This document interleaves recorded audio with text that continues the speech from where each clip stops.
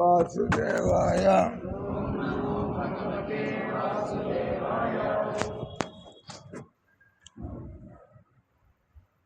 వీళ్ళంతా కొత్త కొత్త మొహాలు. ఎక్కడుంటారు మీరు? అంత దూరం నుంచి వస్తున్నారు. మీరు అందరూ ఒక ఇంట్లో ఉంటారా లేదా ఒక హాస్టల్లో ఉంటారా? మీరు అందరు బంధువులు? మీరంతా 3, 3, 6, 27 7 మంది కలిసి వచ్చారా? ఏమవుతారు మీకు వీళ్ళంతా? మీకు ఏమవుతారు? మీ పిల్లలు ఎవరు? వీళ్ళలో ఒకడే వాళ్ళ అమ్మాయి. వీళ్ళిద్దరు వీళ్ళు కూడా కొత్త మొహాలే. వీళ్ళిద్దరు కూడా కొత్త. ఎక్కడి నుంచి వస్తున్నారు? ముందు రండి ఇక్కడికి, అది ఖాళీగా పెట్టి.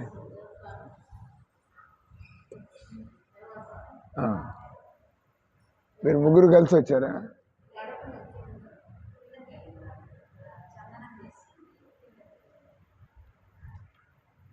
మీరు ఎక్కడి నుంచి వస్తున్నారు? ఎప్పటి నుంచి? ఎవరుంటారు ఇక్కడ? మీ అబ్బాయి, మీ ఆయన ఎవరు ఇక్కడ? మీ అమ్మాయి, మీ అల్లుడు కడపలో. మీ అమ్మాయి ఇక్కడ ఏం చేస్తుంది? మీ అమ్మాయి కూడా ఇక్కడ షిఫ్ట్ అయ్యి మీరు ఏం చేయాలంటే?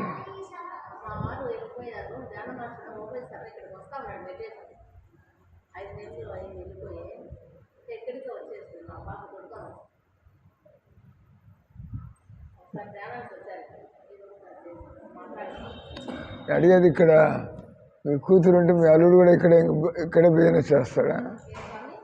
మీ అల్లుడు కూడా ఇక్కడే బిజినెస్ చేస్తాడా? ఇక్కడ చేస్తాడు,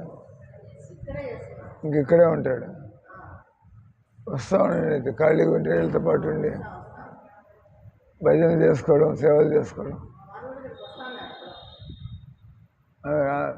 మీ పిల్లాడా? మీరేం చేస్తారు? వీళ్ళ నాన్న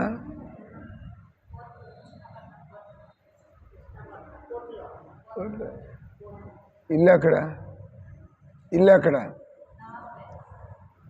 నవాబ్పేట. ఎన్నాళ్ళ నుంచి ఉంటున్నారు నెల్లూరులో? ఎన్నాళ్ళ నుంచి ఉంటున్నారు? మరి సాధనను అలవాటు చేసుకున్నారా? జపం చేయడం ఎన్ని రోజులకు ఒకసారి వస్తూ ఉంటారు ఇక్కడికి?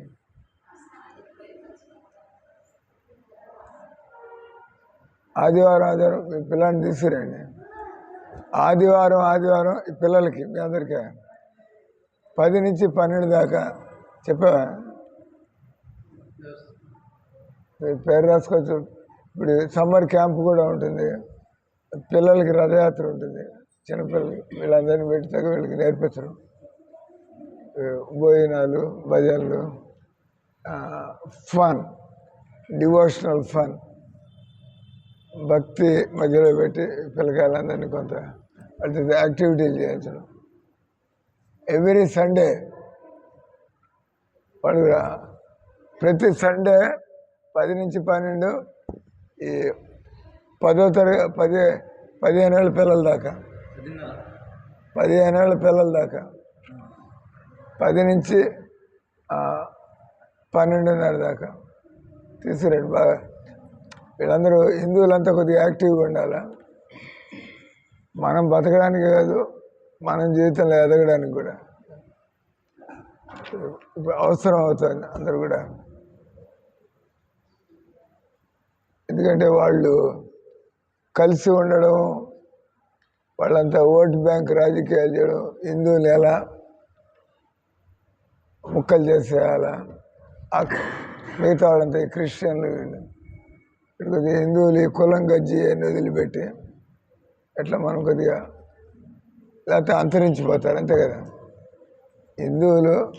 హిందువులాగా బతకపోతే, హిందువులు కలిసి ఉండకపోతే వాళ్ళ సంఖ్య పెరిగి వాళ్ళంతా వాళ్ళ దేశం వాళ్ళ చేతిలోకి పోతే ఇంకా అయిపోయినట్టే. అప్పుడు మీరు ఒరిగి లాభం లేదు. తీసి పారేస్తారు, వాళ్ళ పద్ధతిలో పోతారు. ఇప్పుడు ఏం చేస్తారు, ఎక్కడికి పోతారు? ఇప్పుడు బంగ్లాదేశ్లో హిందువులు చంపుతున్నారు, ఎవరేం చేస్తున్నారు? పాకిస్తాన్లో ఆల్మోస్ట్ 2% ఎంతమంది ఉన్నారు, 16% ఉండేవాళ్ళంట. వాళ్ళు మత మార్పిడి చేయించడం, బలవంతంగా హిందూ ఆడపిల్లకాయలందరినీ పెళ్లి చేసేసుకుని బలవంతంగా, ఎవరు తోడియరు అక్కడ. అందరూ ముస్లింలు నవ్వేసిపోతూ ఉంటారు, నీ గతి ఇంత పోతూ ఉండే. They cannot do anything. ఆ మతంలో ఏమన్నా ఉందంటే ఉన్మాదం తప్పితే ఏం లేదు. ఆ మతంలో why you did not put it on సానా, అదే వాళ్ళకి మతం అంటే ఆనందంగా ఉండడం ఎలా, మతం అంటే బలహీనత నుంచి బయటపడి మనం ఎలా మంచిగా బతకడం ఎలా, అంతే కదా. లేకపోతే మీరు ఈ భజనలు చేసి ఎన్ని చేసి కూడా మీరు మోసాలు చేస్తూ ఉంటే, అబద్ధాలు చెబుతూ ఉంటే, లేదా దురలవాట్లుంటే, సారాయి సిగరెట్లు, మీ మీ మెంబర్స్లో అందరూ మాంసాహారులా శాఖాహారులా? స్ట్రిక్ట్గా అప్పుడప్పుడు తింటారా? ఆ పెద్ద ఆయన మాట్లాడటం లేదు. మరి మాంసాహారం తింటారా అని అడుగుతున్నా.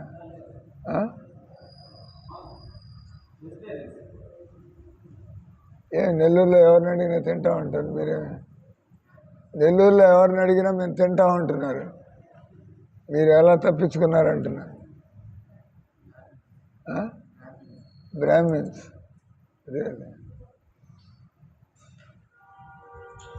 బ్రాహ్మిన్స్ అంటే ఒకటి మాంసాహారం తినకుండా ఉంటేనే బ్రాహ్మిన్స్ కాదు. బర్రెలు ఏమైనా మాంసాహారం తింటాయండి? బర్రెలు బ్రాహ్మిన్సా? రెడ్లయా? మాంసాహారం ఒక తప్పుడు అలవాటు, కానీ బ్రాహ్మణులుగా బతకడం అంటే ఇక్కడ ఇస్కాన్లో ఇది కరెక్ట్గా వచ్చారు మీరు. ఇస్కాన్లో ఇక్కడ మనుషుల్ని బ్రాహ్మణులు చేయడం ఎట్లా? బ్రాహ్మణులు అంటే ఆధ్యాత్మిక వ్యక్తులు. బ్రాహ్మణులు అంటే అదేం కులం ఏం కాదు. ఇప్పుడు మీరు రెడ్డమ్మ బ్రాహ్మణ, మీరు బ్రాహ్మణి తెలుసుకుంది. నేను ఆత్మని, అటు ఈ విధంగా తినాలా, నా ఆలోచనలు ఈ విధంగా దైవభక్తి ఉండాలా, ఇట్లా రకరకాల రెడ్డమ్మ, రకరకాల వీళ్ళు. కానీ ఇట్లా వింటూ నేర్చుకుంటూ సాధన చేస్తాం. కానీ వాళ్ళు మీకేం సర్టిఫికేట్ ఇట్లా మిమ్మల్ని విమర్శిస్తున్నాం. మీరు పేరుకి బ్రాహ్మణులు, కులానికి బ్రాహ్మణులు, కానీ యోగ్యతతో మీరు బ్రాహ్మణులు కారు అని చెప్పి. ఆమె కులంతో బ్రాహ్మణి కాదు, కానీ ఆమెకు సర్టిఫికేట్ ఇస్తున్నాం. మేము చూస్తున్నాం కాబట్టి ఒక బ్రాహ్మణుడిలాగా బతుకుతుంది. కాబట్టి మీరు బ్రాహ్మణుని చెప్పుకోమాకండి. ముందు బ్రాహ్మణులాగా బతకడం అలవాటు చేసుకుని బ్రాహ్మణులాగా బతుకుతుంటే టీ కాఫీలు తాగుతారా?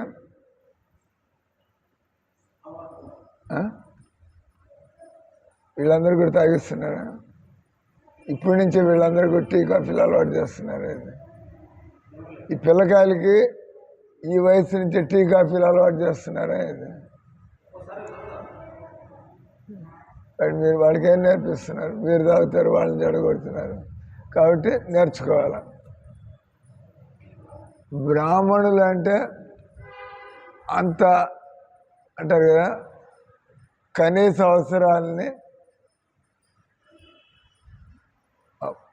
పొంది వాళ్ళు మిగతాదంతా కూడా భగవంతుడి చింతన, సేవలు, భక్తిలో వాళ్ళు సంతుష్టిగా ఉంటారు. వాళ్ళని బ్రాహ్మణులు అంటే బ్రహ్మజానాతి ఇది బ్రాహ్మణ. ఎవరైతే బ్రహ్మజ్ఞానంలో అంటే దానిలో ఆనందం ఉంది. శరీరంతో వీళ్ళంతా ప్రయత్నం చేస్తున్నారు, ఆనందం దొరికే అవకాశం లేదు.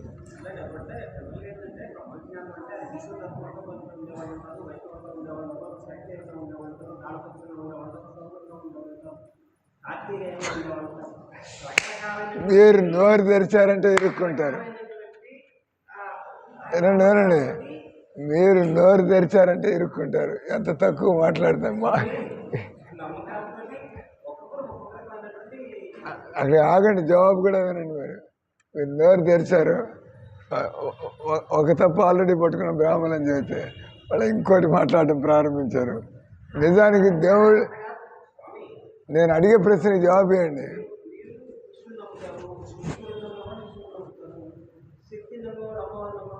అక్కడికి ఆగండి.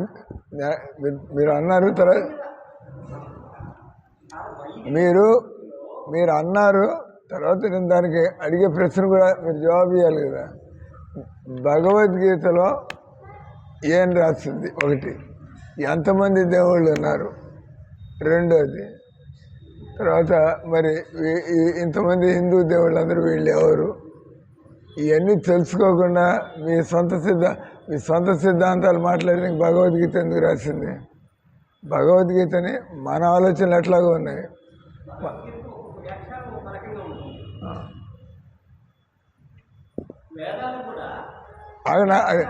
మీరు ఒక స్టేట్మెంట్ భగవద్గీతకి ఒక వ్యాఖ్యానం అంటున్నాడు.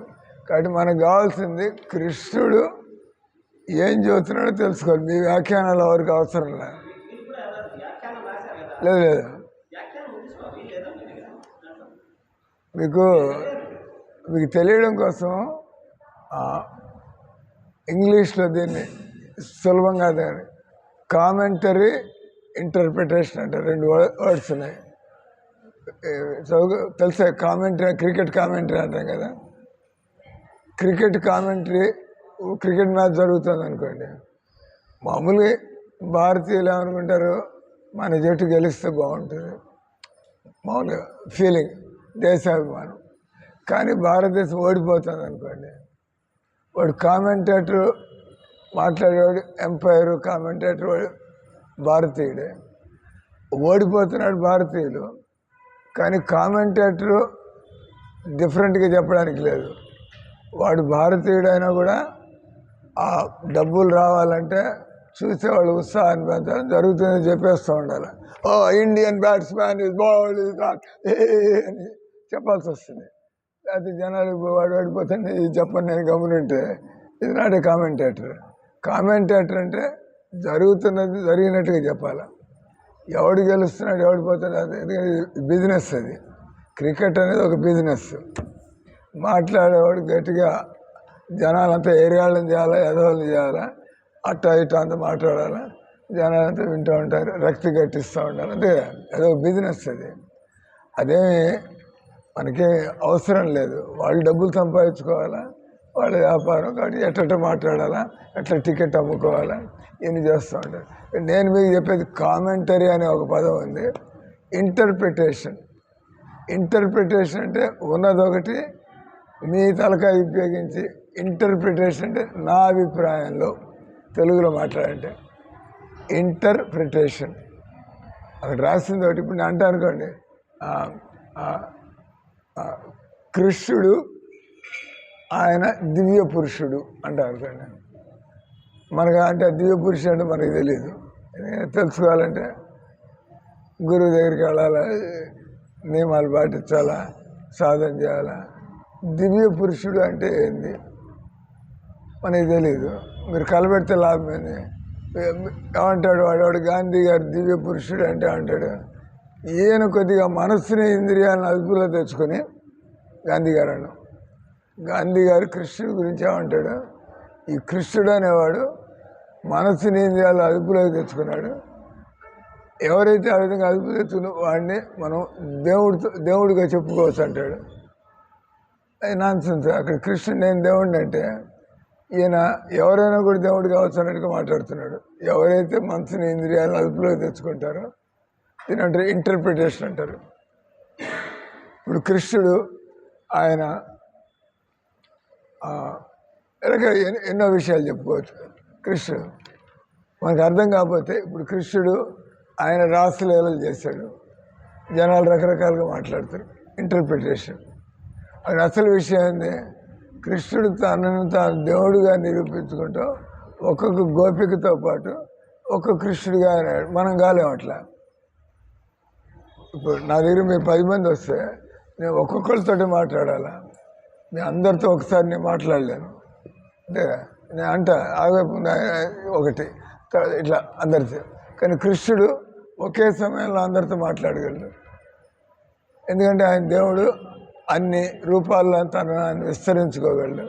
కానీ రాసలీలకు అర్థం ఆయన మనలాంటి పరిమితమైనటువంటి మనిషి కాదు, మనలాంటి ఈ రక్త మాంసాలతో ఉండేటువంటి వ్యక్తి కాదు.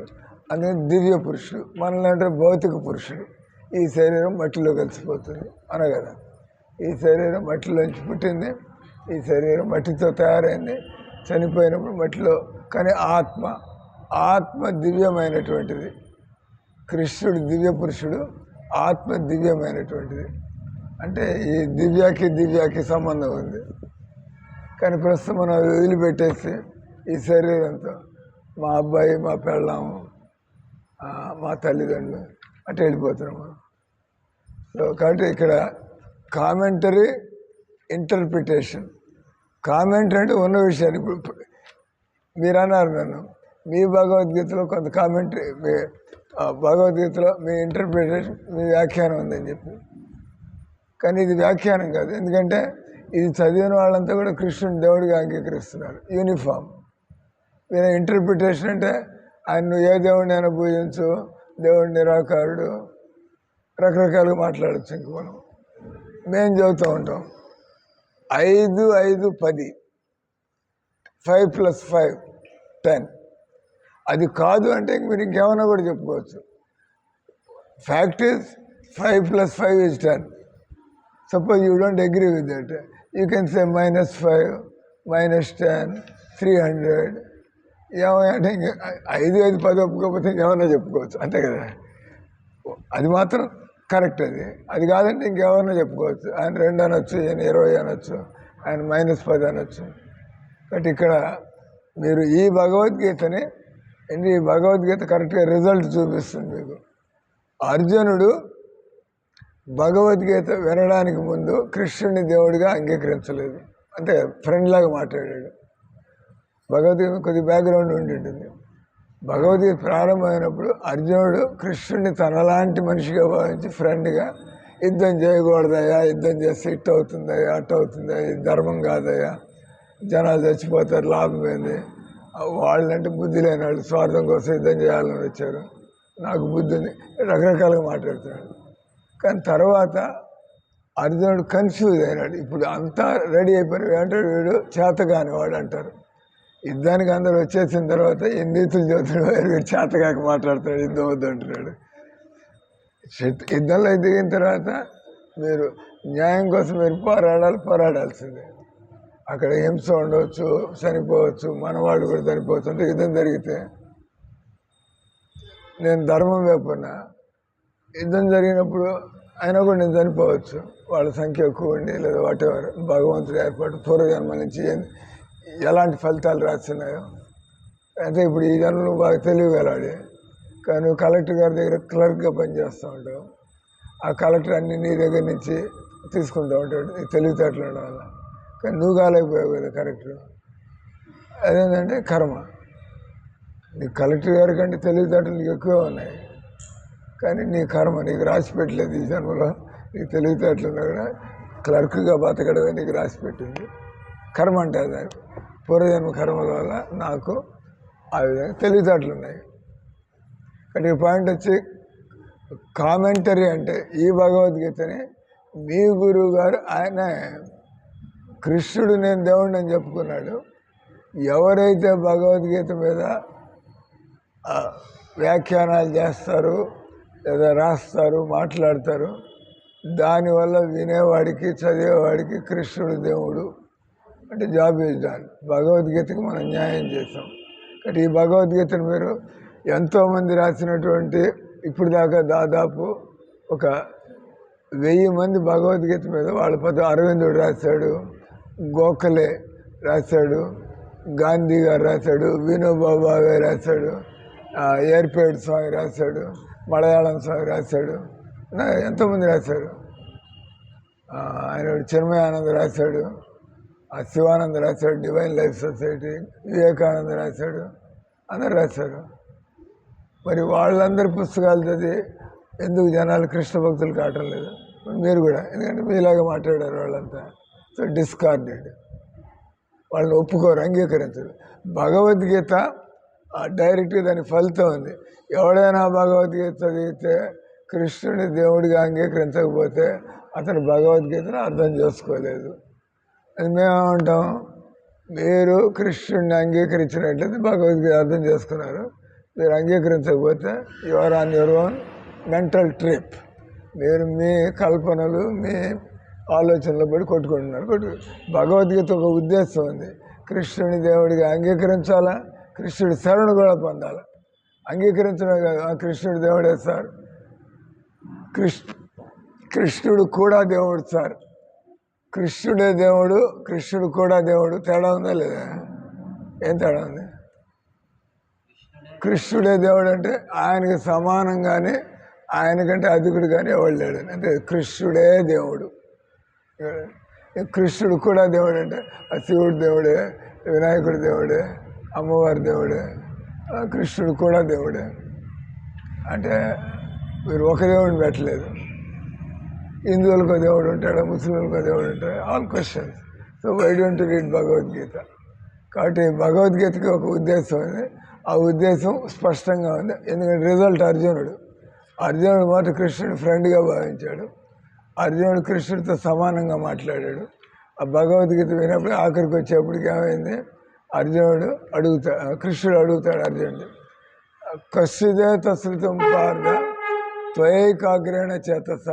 నువ్వు జాగ్రత్తగా నేను చెప్పినంతా విన్నావా? కృష్ణుడేం బలవంతం చేయట్లా. కశ్చిదే తశ్రుతం పార్థ, నేను చెప్పిందంతా జాగ్రత్తగా విన్నావా? త్వయేకాగ్రేణ చేతస, ఏకాగ్ర చిత్తంతో విన్నావా? కశ్చిద. అప్పుడు అడుగుతున్నాడు, నువ్వు యథేష్యసి తదాకురు, యథేష్యసి తదాకురు, నీకు నచ్చినట్టుగా. అంత జాగ్రత్తగా విన్నావా? అర్థమైందా? ఇప్పుడు నువ్వు ఇంకా నిర్ణయం తీసుకో. అంటే నేను చెప్పినట్టు చేద్దాం అనుకుంటున్నావా, ఇంకా నువ్వు నీ అభిప్రాయంలోనూ భగవంతుడు వదిలిపెడుతున్నాడు. యథేష్యసి తదాకురు అంటే నీకు తోచినట్లుగా చేయి. నేను చెప్పాల్సింది చెప్పాను, నువ్వు నీకు తోచినట్టుగా చేయి. అప్పుడు అర్జునుడు ఏమంటాడు, అర్జున వాచ నష్టమోహ. నేను ఈ శరీరాన్ని పట్టుకుని నేను అనుకుని, నేను ఈ శరీరం ఈయన మా తాతగారు, నేను ఈ శరీరం ఈయన మా గురువు గారు, అపోజిషన్లో ఉన్నారు, ప్రతిపక్షంలో ఉన్నారు, కౌరవులతో పాటు ఉన్నారు. ద్రోణాచార్యుడు గురువు, అర్జునుడు యొక్క గురువు ద్రోణాచార్యుడు, ఆయన కౌరవులతో పాటు ఉన్నాడు. కాబట్టి నేను శిష్యుడిగా గురువుని చంపదలుచుకోలేదు. నాకు నేర్పించిందంతా, నేను గురువు కోసం ప్రాణం ఇచ్చేంత సభ్యత గల మనిషిని, నా చేతులతో గురువుని ఎట్లా చంపుతా? నేను అంటావు అనుకో, ఏమయ్యా నువ్వు మీ తాతగారిని చంపమా అంటే, నీ వల్ల అవుతుందా? అదే తాతగారిని ఎట్లా చంపుతా? ఎందుకు చంపాలా? వాళ్ళ వల్ల నాకు జన్మ వచ్చింది అంటే కానీ వాళ్ళు మాకు అన్ని నేర్పించింది, వాళ్ళు జన్మనిచ్చింది, వాళ్ళు ఆస్తులు ఇచ్చింది, వాళ్ళు. ఇప్పుడు ఆయన చంపంటే నేను చంపుతా. కానీ నిన్ను అడుగుతా, నువ్వు ఒక ఎస్పీ పోస్ట్లో ఉంటావు, మీ తాతగారు ఒక దొంగ పని చేశాడు, పట్టుకుని అప్పుడు మీ ఎస్పీ నువ్వు మీ తాతగారి మీద ఊళ్ళో వాడేవాడు కేసు పెట్టాడు. ఆ కేసు రుజువు ప్రకారం చూసి మీ తాతగారి నేరస్తుడు, మీ తాతగారి వెనకేసి దాన్ని మసిపూసి గోల్మాల్ చేసి తాతగారిని ఎట్లా తప్పించాలా అంటే యు ఆర్ ఆల్సో బోగస్, నువ్వు ఎస్పీగా నీ డ్యూటీ చేయటం లేదు అనే కదా. అదే అక్కడ అది కాంటెస్ట్, భగవద్గీత కాంటెస్ట్. గురువు కావచ్చు, కానీ వాళ్ళు దుర్మార్గుడికి తోడియాలనే నిర్ణయాన్ని తీసుకున్నాడు. అంటే ఇప్పుడు వాడవాడు టెర్రరిస్ట్ ఉంటాడు అంటారుగా, ముస్లిం టెర్రరిస్టులు. వాడికి మామూలుగా తిన్నగా పాకిస్తాన్ వాడు వచ్చి ఇక్కడ ఏం బాంబు పేల్చలేడు, ఇక్కడుండే ముస్లిం వాడు తోడియాలి. దొంగచాటుగా వాళ్ళ ఇంట్లో ఉంటాడు, అంతా గమనిస్తాడు, పరిస్థితి చూసుకుని. అంతే కదా, ఓపెన్గా వస్తే దొరికిపోతాడు. పాకిస్తాన్ వాడు మొహం చూడగా తెలిసిపోతుంది. వాడు ఏం చేస్తాడు, సహాయం తీసుకొని దాక్కుంటాడు, గమనిస్తూ ఉంటాడు, దొంగచాటుగా తిరుగుతూ ఉంటాడు. తర్వాత షెల్టర్ వచ్చి వీడి దగ్గర, అప్పుడు ఎవడైతే షెల్టర్ ఇచ్చాడో ఈ ఉగ్రవాదికి, ఆతంకవాదికి, వాడిని కూడా అదే విధమైన నేరం చేసిన వాడిగా భావించరా? భావిస్తారు. ఎందుకంటే ఉగ్రవాదికి సపోర్ట్ ఇచ్చాడంటే వాడు కూడా ఉగ్రవాది, అంటే ఇద్దరు పార్టీ. ఆ రకంగా ద్రోణాచార్యుడు, భీష్ముడు వాళ్ళు మంచి వాళ్ళైనా కూడా వాళ్ళ ఏదో కారణాల వల్ల వాళ్ళు కౌరవులతోనే ఉండదలిచారు. So finish. వాళ్ళు కూడా దుర్మార్గులైనట్టే లెక్క. అదే అంటే మీకు అది కూడా చెప్పాము. అక్కడ ఒకసారి నేరం జరిగితే మా తాతగారికి ఒక న్యాయం, బయట వాడికి ఒక న్యాయం, అదేదో ఉంది చైతన్య చరితామృతంలో. ఎవడైనా బ్రాహ్మణుడు ఆవు మాంసం నోట్లో పెట్టుకుంటే లేదా మాంసం తింటే వాడు బ్రాహ్మణుడు కాదు. ఆ రోజుల్లో కులం నుంచి వాడు భ్రష్టుడైనాడు. అంటే ఏమన్నా మీరు బ్రాహ్మణులు చెప్పుకుంటారు మాంసాహారం తింటే no you are not a Brahmin. బ్రాహ్మణులకి మాంసాహారం తినడం అవసరం లేదు. బతకడానికి అంత సాంబారు చాలు, అంత అన్నం చాలు, అంత కూర చాలు.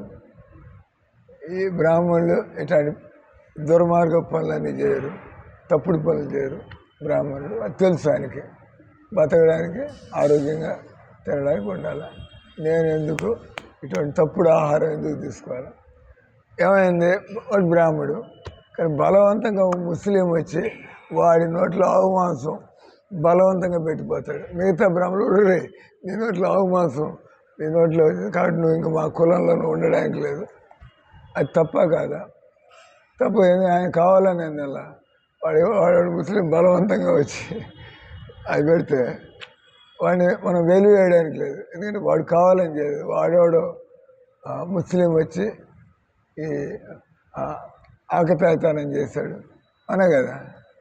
కానీ ఆ బుద్ధిలోని ఆ సమయంలో ఉండే బ్రాహ్మణులు ఒరే మన బ్రాహ్మణుడి నోట్లో ఆవు మాంసం వచ్చింది అంటే వాడు ఇంకా బ్రాహ్మణుడిగా ఉండడానికి లేదు. అందుకే ముస్లింలు పెరిగిపోయింది. ముస్లింలు ఎందుకు పెరిగిపోయారు ఈ దేశంలో? వాళ్ళంతా అక్కడి నుంచి అది గల్ఫ్ దేశాల నుంచి వచ్చిన నవాబులేం కాదు వాళ్ళు. అంత ఇక్కడ వాళ్ళు ఇక్కడ ముస్లిం అంతా. మా బండి ఈరోజు ఎవడో తోలుకుంటూ వచ్చండి. ఈరోజు ఎక్కడి నుంచి వస్తున్నా? అహోబిలం నుంచి. అహోబిలం నుంచి వస్తుంటే ఆ బండి తోలి ఆయన టోపీ ఏం పెట్టుకోవాలి, గడ్డం పెట్టుకోవాలి. కానీ మాట్లాడినాక అర్థం వీడు ముస్లిం లాగున్నాడని చెప్పి నేను డైరెక్ట్గానే అడిగా, ఏమైనా ముస్లిం అని చెప్పి మాట్లాడతాడు. భయపడాల్సిందే, మాట్లాడతాం. సో పాయింట్ వచ్చి వీళ్ళందరూ హిందువులే. ముస్లింలు ఆక్రమించాలా, లూటీ చేయాలా, చంపేయాలా జనాలందరినీ, హిందువుల్ని. అంటే వాళ్ళ గ్రంథంలో అట్లుంది. ఖురాన్లో అల్లాని ఒప్పుకోని వాడిని చంపితే, అల్లాని ఒప్పుకోని వాళ్ళని ఎలా చంపినా ఏం చేసినా తప్పేం లేదంట. అదే వీడు గొడ్డు మాంసం తింటూ దుర్మార్గుడేయండి, మనం బాగానే బతుకుతుంటే నువ్వు అల్లాని ఒప్పుకోలేక చంపుతాయంటే వేర్ ఇస్ ది లాజిక్? అక్కడ ఏముంది? అక్కడ శాస్త్రం మాట్లాడేప్పుడు ఎవరైనా చంపాలంటే దానికి నువ్వు చక్కటి కారణం చెప్పాలి. ఏమయ్యా నువ్వు దుర్మార్గుడివి, ఏమయ్యా నువ్వు పాడు పని చేస్తావు కాబట్టి నిన్ను ఉరి తీయాల. అట్లా నువ్వు అల్లాని ఒప్పుకోలేదు కాబట్టి నువ్వు ఎంత చక్కగా బతుకుతున్నా కూడా నేను చంపాలంటే వాడు పిచ్చాడు, వాడు అనే వాడు పిచ్చాడు వాడు.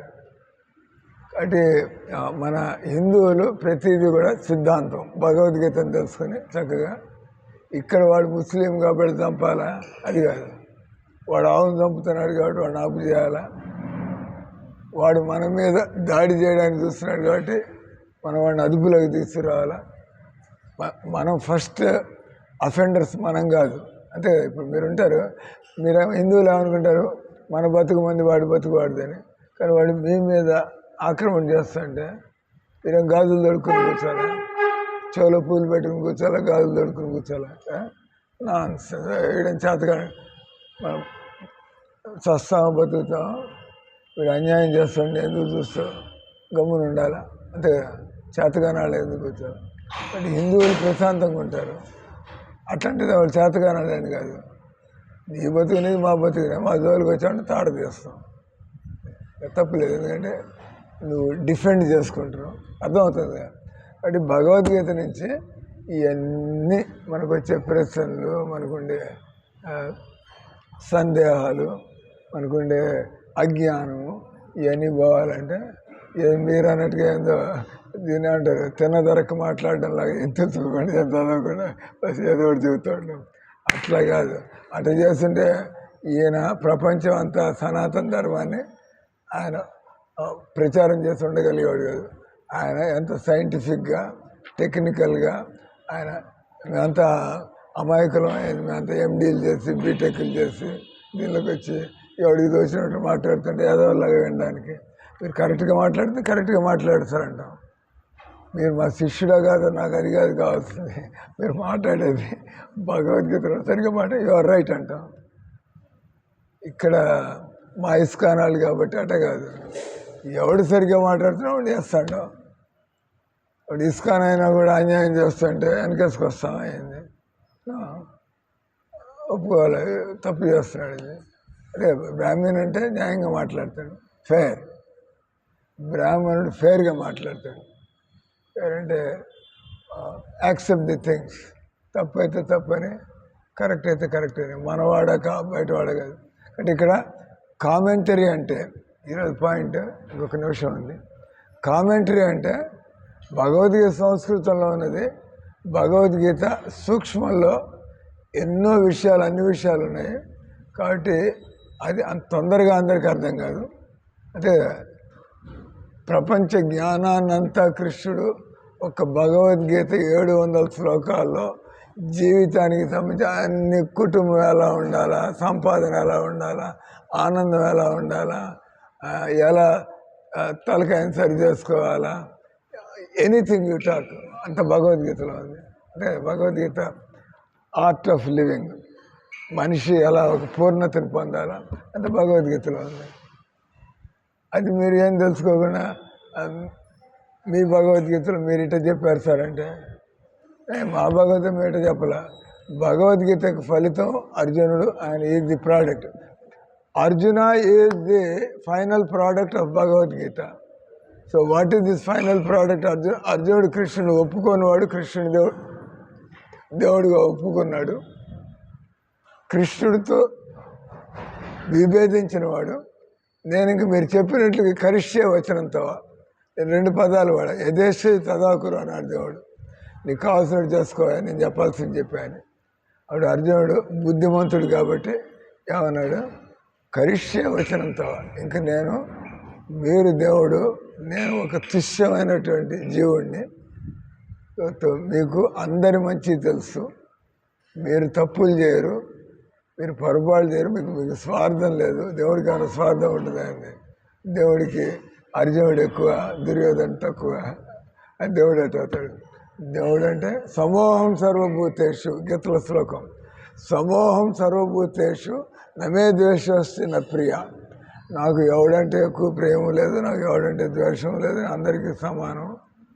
మరి పాండవుల పక్షంలో ఎందుకు పోరాడాడు సార్? ప్రశ్న.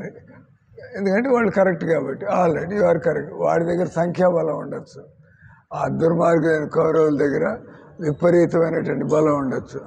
కానీ దేవుడు ఏ పక్షాన్ని నిలబడితే ఆ పక్షానికి జయం ఖాయం. ఎందుకంటే దేవుడికి అంతే.